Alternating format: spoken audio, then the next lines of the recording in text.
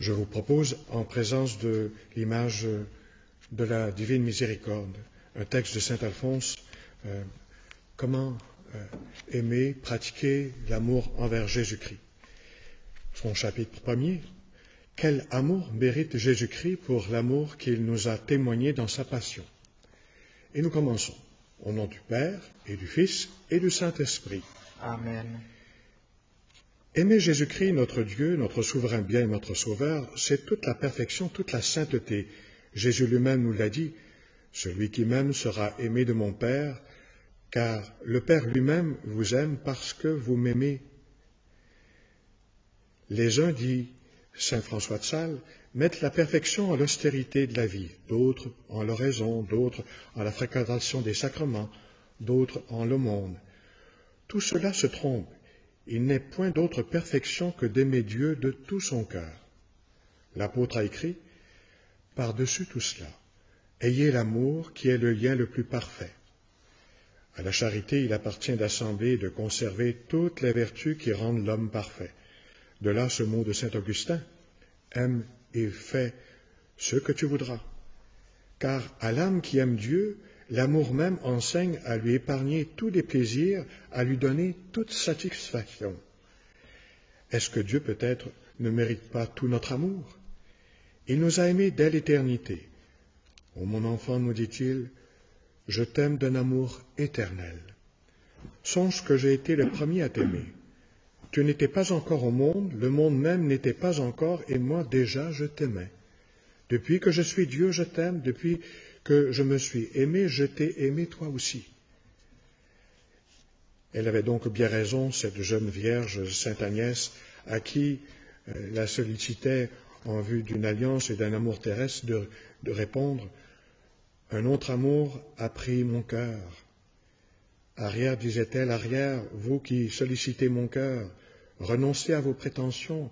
Mon Dieu a été le premier à m'aimer. Il m'a aimé depuis l'éternité. C'est donc juste que je lui donne toutes mes tendresses et ne connaisse point d'autre amour. Dieu sait bien que les hommes se laissent gagner par les bienfaits. Il voulut, au moyen de ses dons, les enchaîner à son amour. Il s'est dit, je les guidais avec humanité par des liens d'amour. Ainsi je veux les amener à m'aimer. Autant de liens d'amour, en effet, les dons que Dieu a départis à l'homme.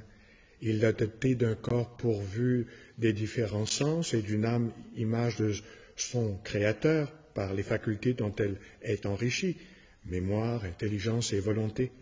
En outre, pour l'homme, toujours par amour pour l'homme, il a créé le ciel, la terre et tout ce qu'il renferme, les étoiles, les planètes, les mers, les fleuves, les ruisseaux, les montagnes, les plaines, les métaux, les plantes et tant de variétés d'animaux. Toutes ces créatures, il les a mises au service de l'homme afin que, par reconnaissance pour une telle libéralité, il aime son Créateur. Oui, Seigneur, s'écriait saint Augustin, et le ciel et la terre, et tant de merveilles qu'ils offrent à mes yeux, tout me parle, tout me presse de vous aimer, car chacune de ces créatures me rappelle l'amour qui vous inspira la création. Dans sa sollicitude, le fondateur de la Trappe, l'abbé de Rancé, s'arrêtait à regarder les collines, les ruisseaux, les fleurs, les oiseaux, les étoiles, le firmament, et il sentait, à la vue de chacune de ces créatures, son cœur s'enflammer d'amour pour le Dieu qui, par amour pour lui, les avait tirés du néant. Ainsi encore, sainte Marie-Madeleine de Pasie tenait-elle en main une belle fleur, voilà que la flamme de l'amour embrasait son cœur. De toute éternité, soupirait-elle, mon divin Sauveur, Seigneur, a pensé, par amour, à créer cette fleur pour moi. Et l'humble fleur lui était comme une flèche d'amour qui lui causait une suave blessure et l'unissait plus intimement à Dieu. Sainte Thérèse d'Avila se plaisait, elle aussi, à regarder les arbres, les fontaines, les ruisseaux, les bords de la mer et les prairies, mais ces beautés lui rappelaient, disait-elle, son peu d'amour envers le Créateur qui, par elle, avait voulu gagner son cœur.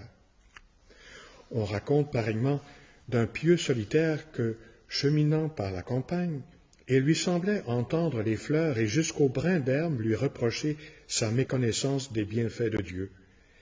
Il les frappait doucement de son bâton, taisez-vous, leur disait-il, vous me traitez d'ingrat. Vous me dites que Dieu vous a créé pour moi et que je ne l'aime point. Allons, je vous ai compris. Silence, silence, cessez vos reproches. Il n'a pas suffi à Dieu de nous mettre en possession des merveilles de l'univers pour nous rendre pleinement captifs de son amour. Il en est venu au don complet de lui-même. Le Père céleste, en effet, en est arrivé à nous donner son propre Fils, son Fils unique. C'est ce point, nous dit saint Jean, que Jésus a donné sa vie pour nous. Tous, il nous voyait morts et privés de sa grâce à raison du péché. Que fait-il alors? Dans son amour pour nous, que dis-je, dans son grand amour, écrit saint Paul, il chargea son Fils bien-aimé de venir expier nos fautes. Il nous a donné la vie que le péché nous avait enlevée. Et il n'a pas épargné son propre Fils, mais il l'a livré pour nous tous. Comment pourrait-il, avec lui, ne pas nous donner tout? Sa grâce, son amour, son paradis. Car tous ces biens sont assurément de moindre valeur que son Fils. Et en est de même du Fils. Il nous a aimés, et par l'effet de son amour, il s'est livré lui-même pour nous, afin de nous arracher à la mort éternelle et de nous restituer la grâce divine et non droit au paradis. Lui, le Verbe, il s'est fait homme, et il s'est revêtu de notre chair. Et voilà un Dieu anéanti. Il s'est anéanti, en effet, s'abaissant, lui, le maître du monde, jusqu'à prendre la condition de serviteur, devenant semblable aux hommes. Il s'est assujetti à toutes les misères que subissent les autres hommes. Mais voici que nous comble la grandeur de Dieu. Il pouvait nous sauver sans mourir, sans même souffrir, mais non. Il s'est choisi une vie de peine et d'humiliation, une mort pleine d'amertume et de honte, jusqu'à mourir sur la croix, gibet d'infamie réservé aux scélérats. Il s'est abaissé, devenant obéissant jusqu'à la mort et la mort de la croix. Pourquoi donc notre rachat, n'exigeant point de la souffrance, ce choix délibéré de la mort et de la mort en croix? Pour nous prouver l'amour qu'il nous portait, il nous a aimés et s'est livré lui-même pour nous. Il s'est livré en proie aux douleurs, au mépris, à la mort, et à quelle mort? La plus cruelle que jamais homme ait subie. De là le cri de ce grand ami de Jésus, saint Paul, « L'amour du Christ nous saisit ». Que veut dire l'apôtre? Que l'amour dont témoignent les souffrances de Jésus-Christ, bien plus encore que ses souffrances elles-mêmes, nous oblige et presque nous contraint à l'aimer. Écoutons les réflexions de saint François de Sales à propos de ce texte.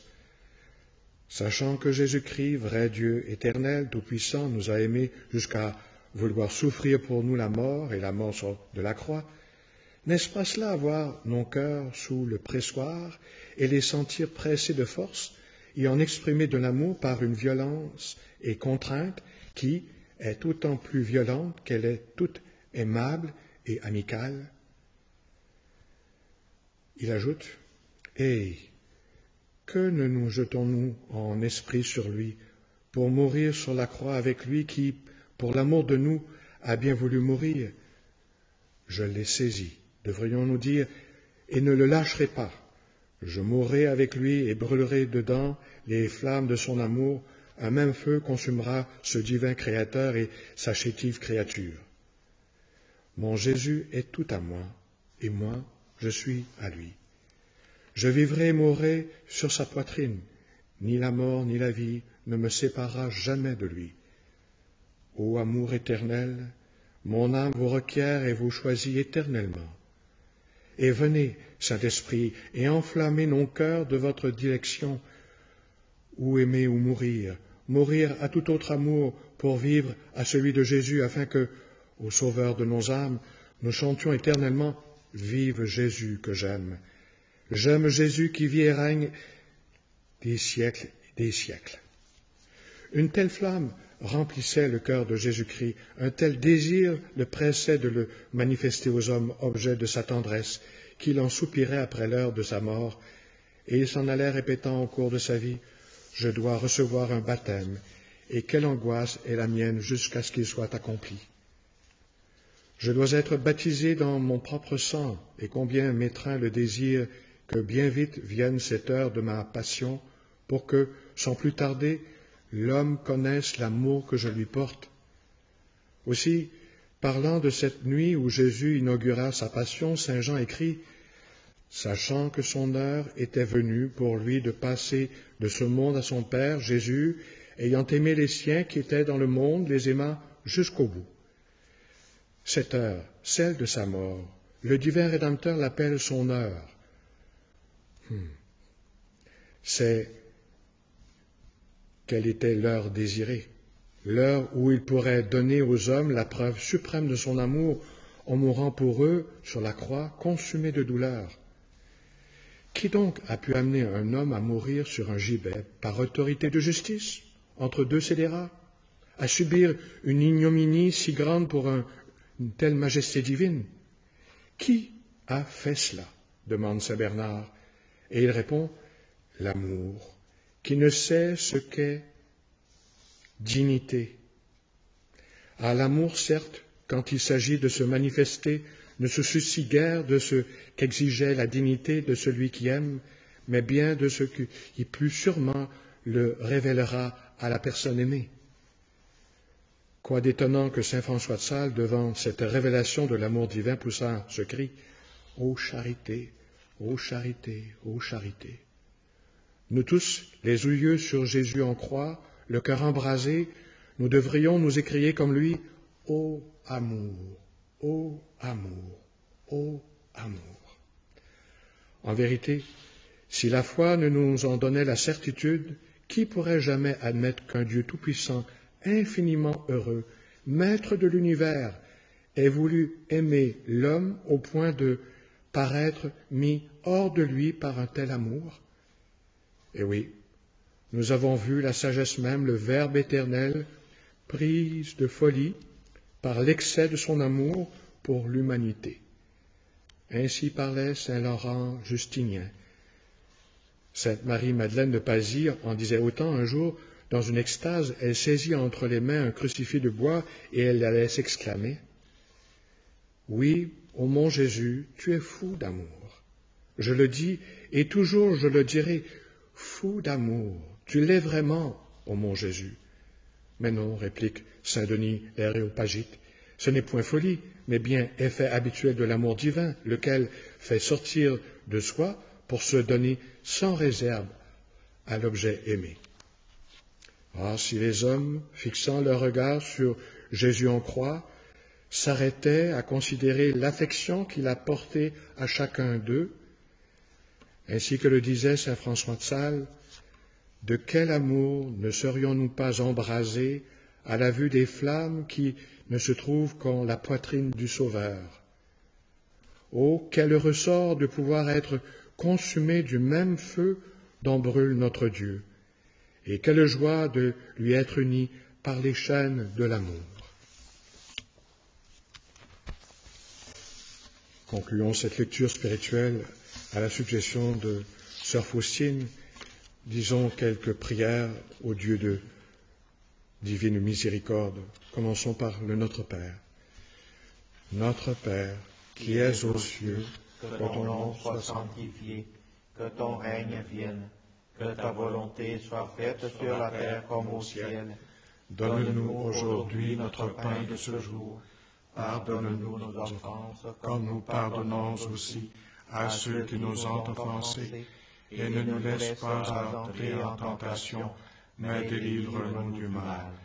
Réjouis-toi, Marie, comblée de grâce, le Seigneur est avec toi. Tu es bénie entre toutes les femmes, et Jésus, le fruit de tes entrailles, est béni. Sainte Marie, Mère de Dieu, priez pour nous pécheurs, maintenant et à l'heure de notre mort. Amen.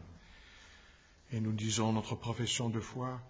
Je crois en Dieu, le Père Tout-Puissant, Créateur du ciel et de la terre, et en Jésus-Christ, son Fils unique, notre Seigneur, qui a été conçu du Saint-Esprit, est né de la Vierge Marie, a souffert sous Ponce Pilate, a été crucifié, est mort et a été enseveli, est descendu aux enfers, le troisième jour, est ressuscité d'entre les morts, est monté aux cieux, est assis à la droite de Dieu le Père Tout-Puissant, d'où il viendra juger les vivants et les morts.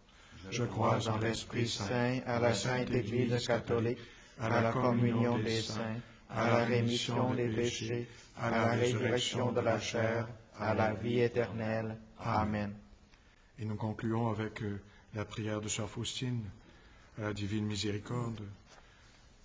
Père éternel, je t'offre le corps et le sang, l'âme et la divinité de ton Fils bien-aimé, notre Seigneur Jésus-Christ, en réparation de nos péchés et de ceux du monde entier. Par cette douloureuse passion, sois miséricordieux pour nous et pour le monde entier. Ensemble. Par sa douloureuse passion, sois miséricordieux pour nous et pour le monde entier.